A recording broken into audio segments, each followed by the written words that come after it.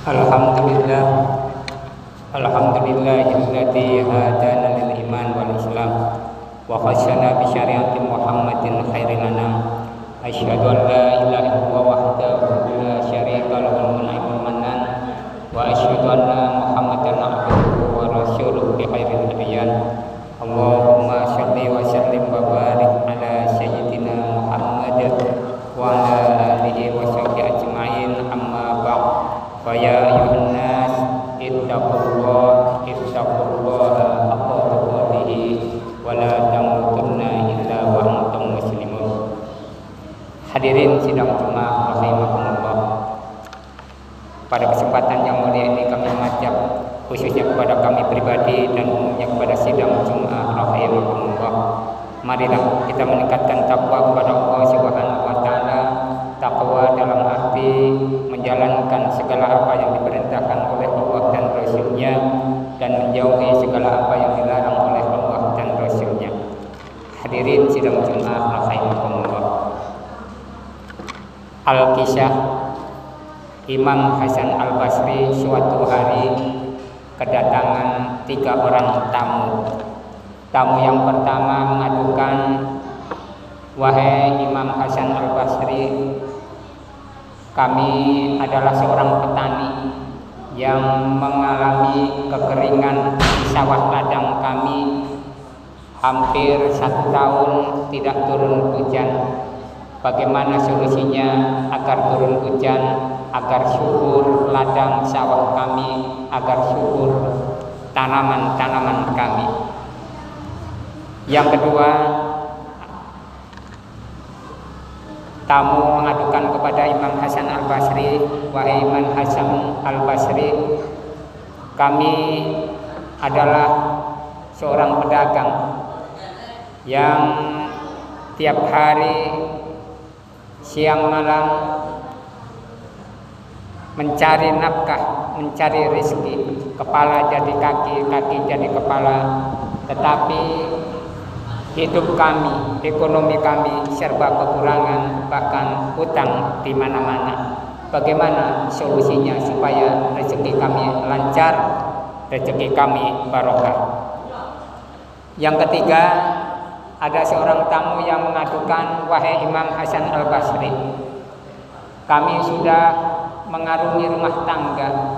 Sudah 10 tahun lebih kami mendambakan seorang pujaan hati, sebuah anak keturunan untuk meneruskan generasi kami, tapi kami belum dikaruniai seorang anak. Bagaimana solusinya, wahai Imam Hasan Al-Basri?" Ada 3 tamu yang mengadukan dengan permasalahan yang berbeda-beda, tapi dijawab oleh Imam Hasan Al-Basri dengan satu jawaban, yaitu membuka Al-Quran surat An-Nur ayat 10 sampai ayat 12. A'udzu billahi minasyaitonir rajim. Bismillahirrahmanirrahim. Faqul tastaghfiru rabbakum innahu kana ghaffara yursilis samaa 'alaikum midrara wa yumdidukum bi amwali wa banin wa ja'al lakum jannat wa yaj'al lakum anhar. Faqul tastaghfiru rabbakum innahu kana ghaffara. Maka aku berkata kepada mereka, mohon ampunlah kepada Tuhanmu, sungguh Dia Maha Pengampun. Yursilis sama alaikum midrara. Niscaya Dia akan menurunkan hujan yang lebat dari langit kepadamu. Wa yumdidukum bi amwali wa banin, dan Dia memperbanyak harta dan anak-anakmu. Wa ja'al lakum jannat, dan mengadakan kebun-kebun untukmu. Wa ja'al lakum anhara, dan mengadakan sungai-sungai untukmu. Hadirin sidang Jumat rahimakumullah. Kekeringan, kesulitan ekonomi, belum dikasih keturunan, kuncinya adalah memperbanyak istighfar. Astagfirullahaladzim, mohon ampun kepada Allah bertobat kepada Allah dengan taubatan nasuha. Ada 4 keutamaan istighfar yang terkandung di dalam 3 ayat surat An-Nuh ini. Pertama, orang yang rajin beristighfar tidak akan mengalami kekeringan. Allah Subhanahu wa ta'ala mengirimi mereka hujan yang lebat, hujan yang tidak menimbulkan banjir, dan justru hujan yang menyuburkan sumber air. Yang kedua, dengan istighfar Allah Subhanahu wa ta'ala akan mengucurkan banyak harta, banyak rezeki kepada kita. Ketiga, Allah Subhanahu wa ta'ala akan memberikan keturunan dengan keturunan yang banyak. 4, Allah akan memberikan kepada kita kebun-kebun dan sungai-sungai dengan pemandangan alam yang sangat indah. Hadirin sidang Jumat rahimakumullah, beristighfar dapat dijelaskan dengan sebuah alur logika sebab akibat yang kuat. Pertama, beristighfar memaksa kita untuk melakukan evaluasi dan introspeksi diri. Faktanya, orang yang berani mengevaluasi dirinya, insya Allah akan menemukan penyebab berbagai masalah. Tentunya sekaligus bersama dengan solusinya. Sebagai contoh, hadirin sekalian, kekeringan yang terjadi pada waktu-waktu ini mungkin akibat siklus ekologi yang terganggu. Kondisi kesulitan harta ekonomi mungkin akibat kita belum maksimal mencarinya, kurang cerdas di dalam mencarinya, atau prosesnya dalam mencari rezeki kurang atau tidak halal. Belum hadirnya anak mungkin karena adanya gangguan kesehatan, stres atau faktor genetika atau keturunan. Hadirin sidang Jumat rahimakumullah. Yang kedua, istighfar mengandung komitmen untuk berubah ke arah yang lebih baik dan tidak mengulangi kesalahan lagi. Beristighfar mengundang komitmen untuk melaksanakan perbaikan dan mencoba sampai berhasil. Tanpa komitmen istighfar dan bertobat dianggap tidak sah. Para ulama menyebutkan 3 rukun bertobat, yaitu pertama penyesalan, kedua berhenti dari kesalahan, dan yang ketiga tidak mengulangi lagi kesalahan tersebut. Ibnu Qayyim menambahkan muhasabah atau melakukan evaluasi sebagai bagian dalam bertobat kepada Allah Subhanahu wa ta'ala. Dalam kehidupan sehari-hari, hadirin sekalian, kita bisa menggunakan filosofi taubat dengan mencari solusi, yaitu evaluasi, komitmen, doa, dan istighfar, atau disingkat dengan EKTI. Insya Allah kita akan menemukan solusi dan menggapai karunia Allah Subhanahu wa ta'ala yang berlimpah.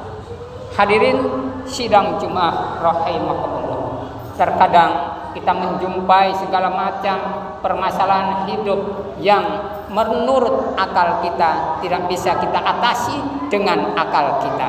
Maka marilah dengan sesuatu yang tidak masuk akal itu kita perbanyak dengan membaca istighfar kepada Allah. Astagfirullahaladzim. Insya Allah di luar nakal, di luar akal sehat akan diberi solusi oleh Allah Subhanahu wa ta'ala dengan solusi yang tidak kita sangka-sangka. Ada kisah nyata, hadirin sekalian.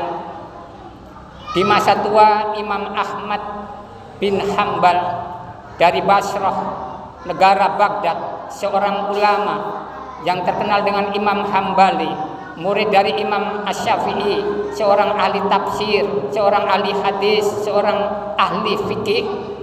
di masa tuanya merasa tergerak hatinya, entah karena apa, pengen mengunjungi negara Syam, yang mungkin kurang lebihnya kalau negara Baghdad dengan negara Syam itu adalah negara tetangga, mungkin Indonesia, Malaysia. Tidak ada alasan, tidak ada sebab musabab, pengen sekali ke negara Syam. Kemudian mengadakan perjalanan dari Baghdad ke negara Syam. Kemudian tibalah waktu duhur di negara Syam. Kemudian sholat duhur di masjid sambil menunggu asar, membaca Al-Quran dan berzikir di masjid sampai tibalah waktu isya tiba. Setelah isya tiba, jamaah di masjid tersebut bubar. Kemudian dengan niat mau nginap di masjid tersebut, Imam Ahmad bin Hambal tadi tiduran di sekitar dalam masjid. Kemudian ada marbot masjid yang mengusirnya. Wahai Syekh, silakan keluar. Tidak tahu bahwa itu adalah seorang ulama besar, ulama terkenal dari negara Baghdad. Kemudian setelah diusir keluar, bahkan didorong supaya benar-benar keluar, setelah di teras depan masjid mau gelelengan di situ, ternyata juga tidak boleh. Nggak boleh nginep di dalam maupun di teras masjid. Terdorong sampai di tengah jalan. Setelah terdorong di jalan, hadirin sekalian, di samping masjid itu ada seorang penjual roti yang rumahnya sangat sederhana sekali, kecil sekali. Melihat ada seorang yang mau nginep di masjid, tidak boleh sampai didorong, terketuklah hati penjual roti tersebut, sehingga wahai Syekh, silakan nginep di rumah saya, tapi mohon maaf, rumah saya sempit dan kecil. Kemudian masuklah Imam Ahmad bin Hambal tersebut ke dalam rumah yang kecil tersebut, sambil melihat penjual roti tersebut membuat adonan roti. Begitu diperlihatkan mengadon roti, selalu membaca astagfirullahaladzim, menaruh garam dengan beristighfar astagfirullahaladzim, memecahkan telur dengan membaca astagfirullahaladzim, memasukkan bumbu-bumbu yang lain dan mengadon selalu beristighfar astagfirullah, astagfirullah, astagfirullah. Imam Ahmad bin Hambal penasaran, wahai sang penjual roti, apakah engkau selalu membaca istighfar di dalam mengadon roti ini? Betul, wahai Syekh. Sudah berapa tahun saya melakukan amalan istighfar ini? Kurang lebih sudah 30 tahun. Selalu beristighfar di dalam pekerjaannya, selalu beristighfar dalam keadaan apapun. Sudah 30 tahun. Imam Ahmad bin Hambal bertanya, apa keistimewaan dan manfaat tentang istighfar tersebut? Penjual roti mengatakan, wahai Imam, wahai Syekh, karena belum tahu bahwa itu adalah Imam Ahmad bin Hambal, saya kalau berdoa selalu dikabulkan oleh Allah Subhanahu wa ta'ala. Apapun doaku dikabulkan oleh Allah dengan dahsyatnya istighfar. Cuman ada satu, wahai Imam, yang menjadi kerinduan dalam hatiku, yaitu satu permohonanku yang belum terkabulkan. Apa itu? Yaitu ingin bertemu wajah, bertatap muka dengan Imam Ahmad bin Hambal dari Baghdad. Terkejutlah, di belakang penjual roti itu adalah duduk seorang yang diidam-idamkan sambil bertakbir. Allahu Akbar, kata Imam Ahmad bin Hambal. Luar biasa, engkau beristighfar 30 tahun mengetuk hatiku dari luar negeri sana, dari negara Baghdad. Seolah ditarik dengan istighfarmu, saya menuju ke rumahmu karena engkau rindu kepadaku. Subhanallah, Allah Akbar. Dengan istighfar bisa menarik orang yang belum kita kenal di luar daerah, di luar negeri untuk datang kepada kita yang kita rindukan. Subhanallah, kisah nyata. Dengan istighfar bisa bertemu dengan apa yang kita idam-idamkan. Sebagai penguat, kami tutup dengan kisah yang kedua, hadirin sekalian. Ada seorang ibu di negara Kashmir mempunyai anak gadis yang mempunyai penyakit tulang.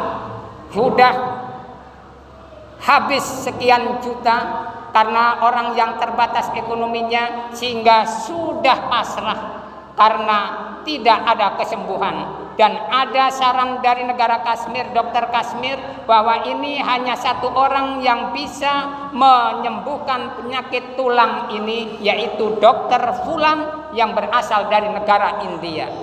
Maka karena keterbatasan ekonomi, nggak ada uang untuk ongkos pesawat ke negara sana, untuk perawatan di rumah sakit, untuk menebus obat dan lain sebagainya, akhirnya pasrah. Dan ingat ceramah seorang ulama bahwa istighfar bisa mengabulkan segala hajat kita. Maka sang ibu tersebut selalu dan selalu seperti penjual roti tadi, beristighfar dengan harapan ada penyembuhan untuk anaknya ini. Apa yang terjadi hadirin? Seperti sinetron, seperti drama. Ada seorang yang diidam-idamkan tadi, yaitu seorang dokter dari India, akan mengadakan seminar ke negara Kashmir.